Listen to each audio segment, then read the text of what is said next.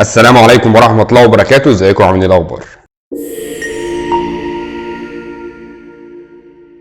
النهارده هنتكلم في فيديو جديد بيتكلم عن الحاويات او الكونتينرز، وازاي الكونتينر دي كانت عبارة عن ثورة غيرت التجارة العالمية، ان هي توصل ان الحاويات او النقل عن طريق البحر يوصل لنسبة 90 او 95% من التجارة العالمية. تعال نشوف. لو انت فاكر ان التجاره بدات بان انت اول ما ظهرت للدنيا شفت حاويات وكانت التجاره بنفس الشكل ده، اقول لك لا. التجاره البحري او الشحن البحري ما كانش بالقوه اللي موجوده عليها دلوقتي. الشحن البحري كانت من الحاجات اللي صعب قوي حد ممكن يستخدمها بسبب الكوست بتاعتها العاليه والصعوبه وطول المسافه، وغير كمان طبعا ان بضاعتك مرميه في الميه فعلا، فانت لو جه عليها شويه ميه، لو البضاعه بتتاثر بالعوامل الجويه فالبضاعه بتاعتك على ما توصل هتكون باظت، ده ما اتسرقتش. وتعالى ابدا لك على تاريخ الكونتينرز وقد ايه هي بدات تتغير، وقد ايه كانت فكره عباره عن فكره ثوريه تغير من المجال في النقل البحري. عام 1956 واحد اسمه مالكولم ماكلين، ده راجل مسؤول نقل او راجل كان عنده شركه نقل، حمل على مركب حط عباره عن 58 بوكس مش كونتينرز. كانت دي بدايه فكره اصلا ان يبقى في فكره اسمها كونتينرز، بس هو بدا ان هو يحط بضاعته جوه بوكسات ويحملها على مركب، وكانت عباره عن 58 بوكس عشان ينقلها من نيو جيرسي لهيوستن. وعام 1966 بدأت فكرة الحاويات أو فكرة البوكسات اللي تحط فيها البضاعة دي بدأت تنتشر وبقوة، وعشان خاطر يحافظوا على المقاس بتاعها وعشان خاطر يثبتوه على مستوى العالم بدأوا إن هم يخلوها ليها ستاندرد دايمنشن، وهي اللي تابعة للأيزو. ومستر ماككورماك وهو أول واحد بدأ فكرة إن يبقى فيه لاينر سيرفيس بالكونتينرز، مش عبارة عن مراكب جنرال كارجو، لأ، لاينر سيرفيس كونتينرز. وبعدها بسنتين بس عام 1968 بدأوا يعملوا وعملوا فعلا أول مركب حديثة عبارة عن مركب كونتينرز بس. وهنا بدأت أول مركب يتم صناعتها عن طريق واحد اسمه هاكوني موتو، أستاذ هاكوني موتو. وكانت المركب دي بتحول تقريبا 752 حاوية 20، أو بمعلوماتنا أو معرفتنا بالملاحة إن هي عبارة عن 752 تيو. يعني دي كانت أول مركب يتم صناعتها عن طريق اليابان باسم واحد اسمه هاكوني موتو. ومن هنا بدأت حكاية المراكب الكونتينر، بدأت تزيد لحد 1500 ل 2000 ل 3 ل 4 ل 20 ل 25، وأظن في مراكب دلوقتي وصلت لحد 30 و35 ويمكن تكون وصلت ل50. وطبعا كل الكانالز وكل الاماكن اللي زي سويس كانال مثلا، زي قناه السويس وزي بنما، بداوا يوسعوا المساحه بتاعتهم ويوسعوا قناه السويس عشان خاطر المراكب تعرف تستقبل مراكب اكبر بفوليوم اكبر.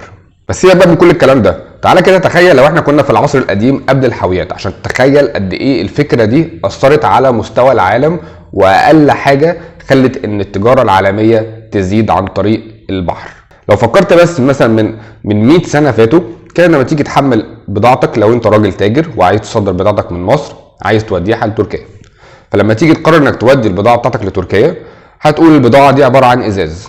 هتعرف تودي الازاز ده ازاي هناك؟ لو انت دلوقتي ما عندكش غير مركب زي المراكب اللي احنا بنشوفها عباره مثلا، فانت محتاج ان انت تحمل الازاز ده على حيطه، عايز تحملها على حاجه هتجيب شويه خشب عشان تحطها، تضمن حركه المركب ان هي تحافظ على الازاز، او تضمن ان الازاز بتاعك ده ما يتسرقش.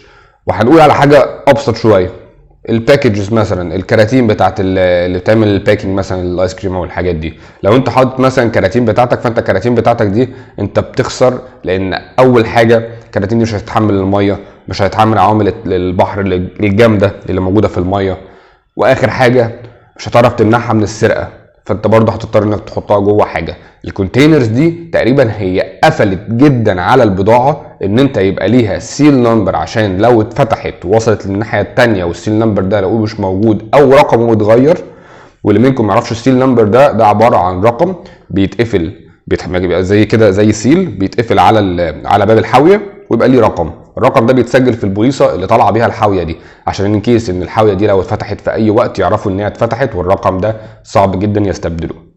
فمن الحاجات اللي عملتها ان هي وفرت السيفتي، وفرت عامل الامان للبضاعه بتاعتك، بلس ان هي حمتها من العوامل الخارجيه، بلس ان بعد التطور التكنولوجي وبعد تطور الافكار للحاويه كفكره حاويه يتحمل جواها حاجه، بدات بحاويه 20، بعد كده كبروها خلوها 40، وبعد كده كبروها خلوا ارتفاعها 40 هاي كيوب.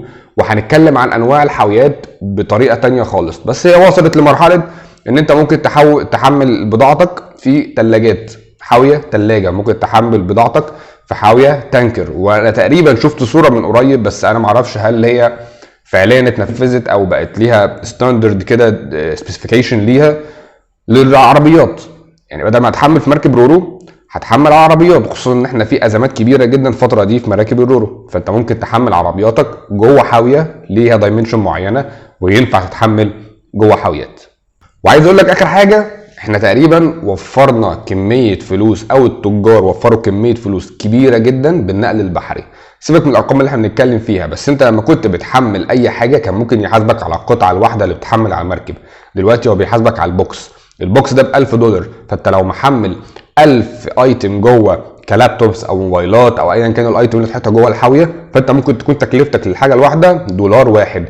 وده فعلا في بدايه الحاجه دي لما بداوا يخترعوا او فكره الكونتينر دي، وفرت عليهم كتير جدا وحمت بضاعتهم وعملت لهم تقريبا ثوره كبيره. ودي معنى كلمه ثوره فكريه، انك تغير نظام تجاره كبير قوي او هو صغير جدا لحاجه الناس كلها بتجري عليها لو عامل الوقت بالنسبه لها مش مهم قوي، ومحتاجه ان هي تشحن بحري وتحاول توفر الكوست على قد ما تقدر. وده اللي خلى التجاره البحريه اعلى بكتير قوي من الجوي. واي حد هيقول لك ان الجوي اعلى، الجوي كان فعلا اعلى قبل كده، والبري كان فعلا اعلى من كده. بس دلوقتي لما تبقى مركب واحده محمله 50,000 كونتينر او 40,000 كونتينر، مركب واحده من وسط الوفات المراكب، لا، كونتينر شيبس بقت من اقوى الحاجات، والنقل البحري بقى من اقوى الحاجات ومن اقوى الشحن اللي موجوده على مستوى العالم. يا رب اكون فدتكم، وما توفيقي الا بالله. وان شاء الله كده الفيديو الجاي هينزل قريبا عن الحاويات وانواع الحاويات بالتفصيل والدايمنشن بتاعتها. اشوفكم على خير ان شاء الله. السلام عليكم.